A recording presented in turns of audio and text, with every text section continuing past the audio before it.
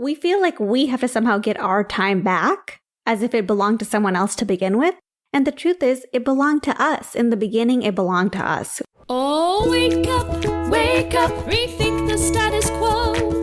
When you get your money right, then you're the one who runs your life. Come build a wealthy spirit with Sammy and Michelle. Here's the thing. When I talk to people about taking a sabbatical, one of the biggest unlocks for them is one of the biggest unlocks for me, which is this idea that you should deprogram from the corporate mindset, which is why I'm so excited to share this very popular episode with all of you today. It's one of my favorite ideas. It was such a relief for me when I was almost just given permission to let go of this 9-to-5 ROI KPI mindset and just break away and enjoy life in a very natural and present way. Let's get into it. Today, we are talking about deprogramming from the corporate mindset, or as we like to say, the jobby mindset.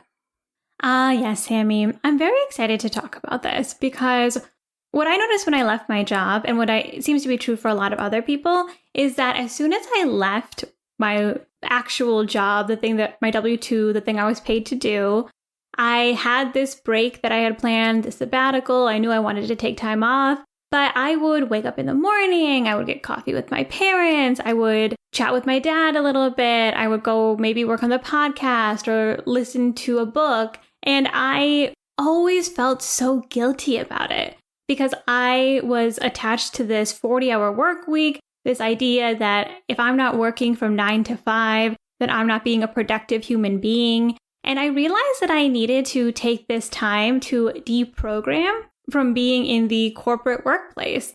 There's a specific time of day that you're supposed to be working. And if I wasn't, I felt like I was lazy. If people asked me what I was doing, I felt very insecure because I was like, oh my gosh, like I'm working on this podcast, but it doesn't fill every single day and I'm not being paid for this.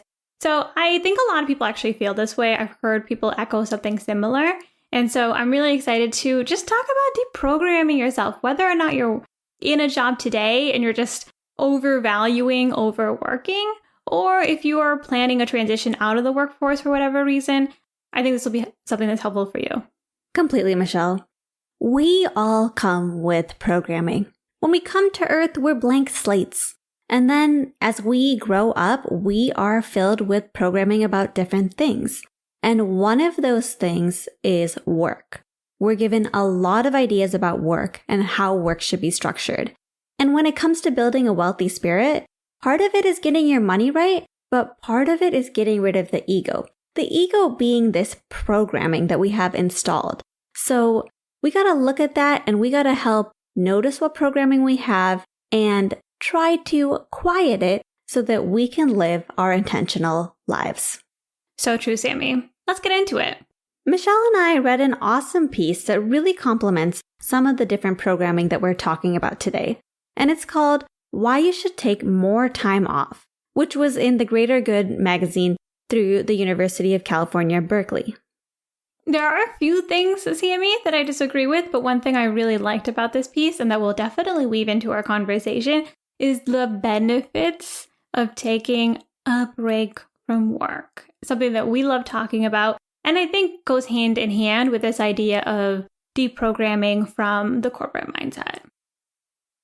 The first piece of programming that we are going to uninstall today is this idea that if you work 40 hours or more, you are productive.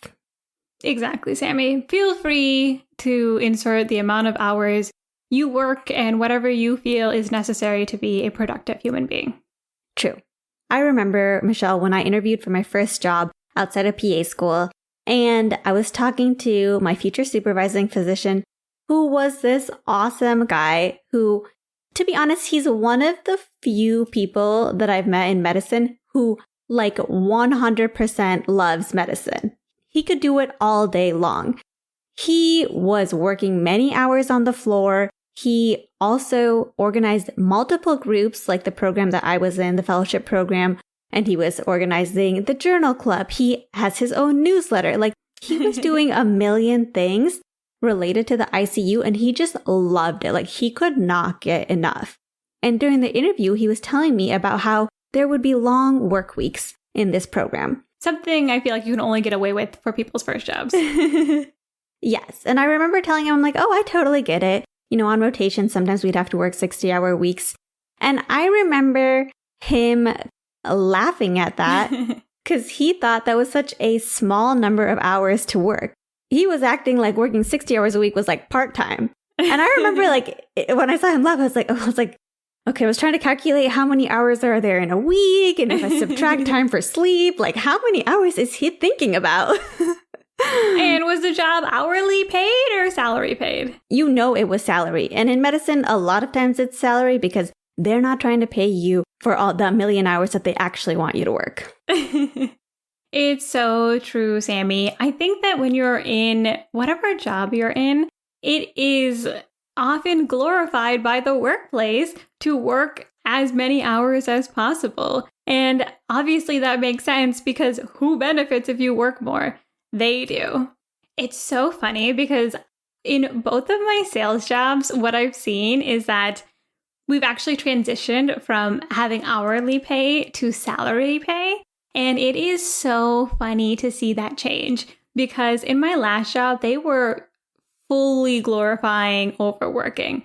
Like they would say, so-and-so is up till midnight every single day, after hours, sending emails, looking up companies. And I remember talking to my manager once because I was trying to work really hard when I was trying to save my job.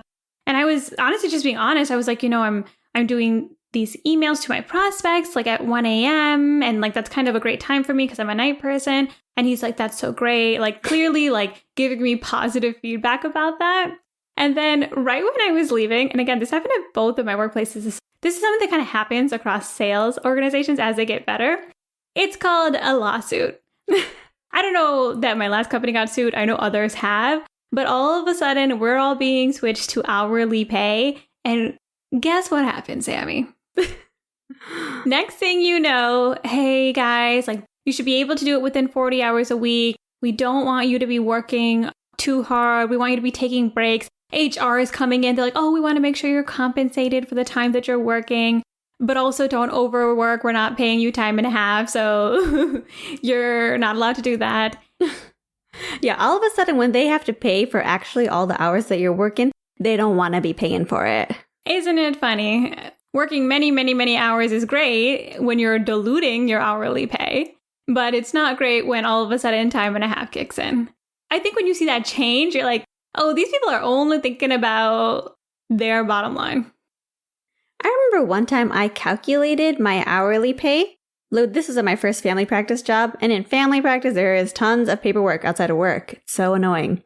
Bane of my existence. Those notes.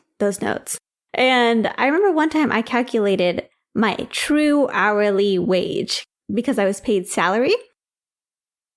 I included the time that I drive to work, and I included the amount of time I spend on notes. Anything that was work-related, I included in the calculation. And my 6-figure salary job was paying $14 an hour. Especially in American culture, the amount of hours you work is like a prize. But then what happens is that you leave the workplace. And for me, I was like, shoot, I'm not working 40 hours a week. If I'm doing something from 1 to 5 and it's enjoying my life, then I'm a useless human being. And that's just not the truth. I think it's a transition that a lot of people go through. And it's super normal in this culture to define yourself by your hours worked. And it's also totally fine to start letting go of that and just being like, hey, this doesn't matter. In fact, we have a reprogram for you. My value is not based on my hours of productivity. I like that. Because the truth is, we're humans on this earth. And whether we're productive or not does not determine our value.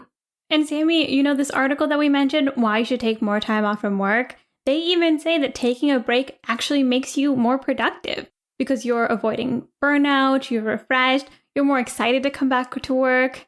I know that I always felt a lot better when I gave myself time to take a break, both in my job and even now when I'm doing my own projects. It's good to make sure you give yourself some time to fully leave the workplace, not check your emails, not feel like you have to be on call, but fully detach, which is actually pretty hard to do.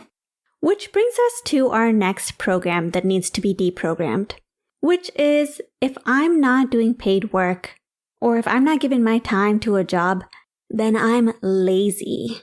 People are afraid of being seen as lazy. I know that was true for me, Sammy. Once again, when I quit my job, I moved back home and I was working on this podcast, which took a lot of time for a creative project, but did not take 40 hours a week, did not take up all my days. And yet I was still doing a lot. I was hanging out with our parents, making them tea in the evening, and then we would all get together, sit on the couch in a blanket, watching Jeopardy and Wheel of Fortune. And I remember that time. And I remember my mom would be so annoyed that I was doing leftover work. She's like, don't do that work. Our mom, who was a workaholic and always taught me to work really, really hard. She thought it was so obscene and inconsiderate that I would be doing my work while we're having family Jeopardy time. Meanwhile, my parents, they are thinking I'm a baby genius when I'm like, who is Abraham Lincoln? And they're like, you should go on this show. We're playing Wheel of Fortune together. Sammy pops open the door. We all look at her like, who is this disgusting worker person?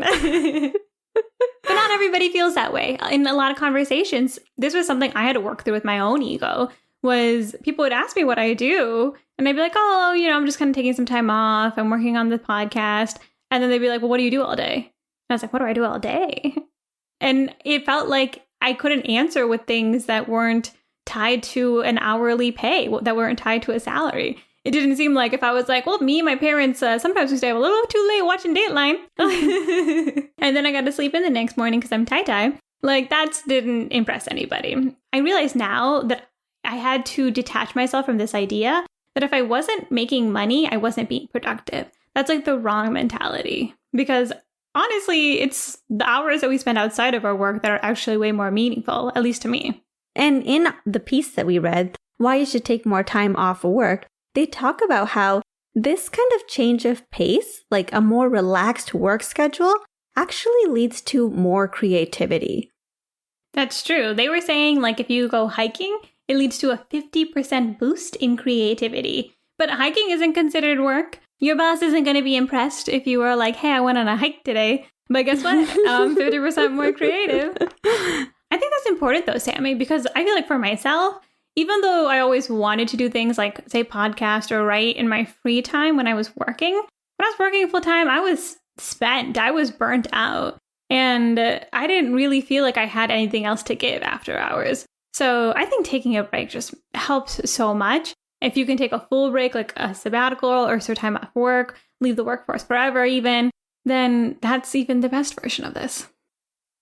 Completely true, Michelle. And if I had to redefine this program, if I'm not doing paid work, if I'm not giving my time to a job, then I'm lazy. I would say that the reprogram would be paid work does not define how diligent I am. Oof. Great one, Sammy. And to wrap it up with our final piece of programming that we want to reprogram into you, our little listeners, the corporate programming is I have to earn my own time. I have to earn a break. Very American mindset. Michelle, this one really resonates with me.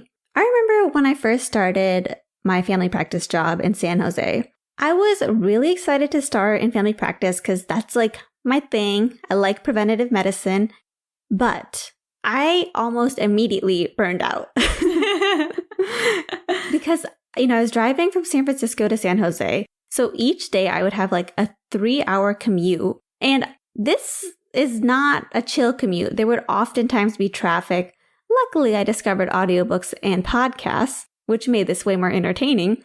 Also, when you say not chill, I remember one time you calling me off on the on-ramp and you're like, I see a fire. I think I should call the police. Oh my God. Especially when I would get close to my workplace, things would always be going down. It was quite an eventful ride. On top of that, I was charting for a few hours when I got home. And this is all in addition to the 8-hour workday that I had. And I was talking to my coworkers about this, and some of them were like, hey, cut down to 32 hours. That's what everybody does here because this job takes forever. And I'm like, that's a good point. I'm like, I should cut down to 32 hours. I don't care if I lose a day's worth of pay because it's worth it. I can get a little bit of my life back. So I asked my boss, I'm like, hey, would it be okay if I cut down to 32 hours? They said yes. Crazy. They sometimes say yes. Yeah. Hey, you know what? It's worth asking. I thought it was wonderful. However, not everybody thought it was wonderful. One of my coworkers who had been there for many years was quite upset. And she said, entitled new one wants to work only 4 days a week. Direct quote. My coworker grew to like me, but she definitely felt that I had not earned the break or I had not earned my time off. When really all I did was ask for time off. They could have said no. The implication is that you don't deserve a day off unless you've earned it. And you know what? She's just saying the quiet part out loud. I think, again, especially in American culture, they even touch upon this in the piece. We often feel like we have to work a certain amount of time somewhere to even ask for a vacation. I used to have coworkers that were like refusing to use their PTO for some reason, even though we had unlimited PTO for the second half of my work. It's just, we feel like we have to prove that we were a good worker and that we can take that vacation of ours. And that's just not true. If I was going to reprogram that, I would say, it's my life and it's my time. Period. We feel like we have to somehow get our time back as if it belonged to someone else to begin with. And the truth is, it belonged to us. In the beginning, it belonged to us. We just have to find a way to support that. And I will say, Sammy, even though I did enjoy this piece and I thought it made some really great research-backed arguments about the benefits of breaks, the piece itself is a little bit of a jobby mindset because... The piece does have jobby mindset. Because everything is like, oh, take a break and you'll work better. Take a break and you'll be more productive. Take a break and you'll be more creative so that you can be better at your job. And it's like, maybe you should just take a break. Maybe your life purpose is not to be better at your job. Maybe you want to just like meal prep or go for a run or do things that you like to do. But is our life goal to be the best worker? That is the real question. I agree, Michelle. And of course, the workplace wants you to be better for work. That makes sense. And many workplaces are trying to change that. But we can't really expect our work to be the one making sure that we get our life back. That's our real job, is to make sure that we are living our intentional life and that we take steps to make sure that that is possible. Takeaways. Here's the reframe for these 3 programmings. My value is not based on my hours of productivity. Paid work does not define how diligent I am. It's my life and it's my time. And also, the point of a break is not to be a better worker. The point of your life is not to be a better worker. I love that, Michelle. We are here on the Build a Wealthy Spirit podcast because we want to remind all of you and ourselves that the point of our life is that we own our time. And we, of course, have been issued lots of programming that encourages lots of hard and diligent and time-consuming work. And that's because work would naturally promote that message, that it's propaganda. And it's time for us to take back our lives. Don't ask a barber if you need a haircut. That's the summary of all of this. Community time. Hey guys, welcome to our community time. It's funny, Sammy, when we talk about things like the corporate mindset or the jobby mindset, the opposite of that can sometimes be us, where we have fully moved to this like very spiritual, some might even say woo-woo mindset. Like Sammy and I are in this world now. Like I think we filter a lot of it, to be honest, because we're just like we filter it to make it palatable. But it was so funny because, oh my gosh, guys. So first off, we got a couple cats running around in our yard. Mm-hmm. I wake up the other day. I look out the window and I see a giant pile of feathers. Clearly, a cat got one of the birds. It looked like, honestly, like the cats were doing a ritual or something, and they sprinkled all the feathers around in a circle because that was how dramatic this bird killing probably was. And so I do what any person does. I snapped a photo and I sent it to Sammy. And when I saw this photo, I thought to myself, what a blessing.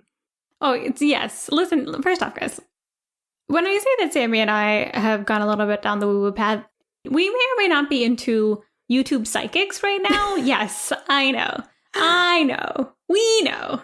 It seems impractical. We get it. We know you're thinking, these videos are put out for millions of people. So how could that message be for you? It doesn't make sense. It doesn't make sense. But God works in mysterious ways. Yeah, sure. It seems crazy that some woman our age in a sunshine crown with her candles lit, reading tarot cards may or may not be psychic. But at the same time, we are doing it. And that's just important context here. Because I text Sammy. Yes, she texted me and I saw the feathers and I thought, what a blessing, because I had just received a message, aka watched a YouTube video, that said that I will see feathers and that will be a sign of many blessings to come and that my angels are watching me. And when I saw that dead bird and all those feathers just sprinkled around, sorry, the bird actually was not in the picture, just the feathers. Yes. We're not savages. We're not like sacrificial, like a bird must die. But thank you to that bird because abundance is coming our way, guys. Yeah. The summary of the story is abundance is coming our way. Preach. And don't forget, you can always reach out to us. Go to buildawealthyspirit.com. Now you can just put comments down. Let us know what you're thinking. It is a community space, which is really, really cool. And we love hearing from you guys. So let us know what you're thinking. And maybe next time you'll be in our community time. And most importantly, be sure to tune in next time as we put down the rule book and rethink the status quo.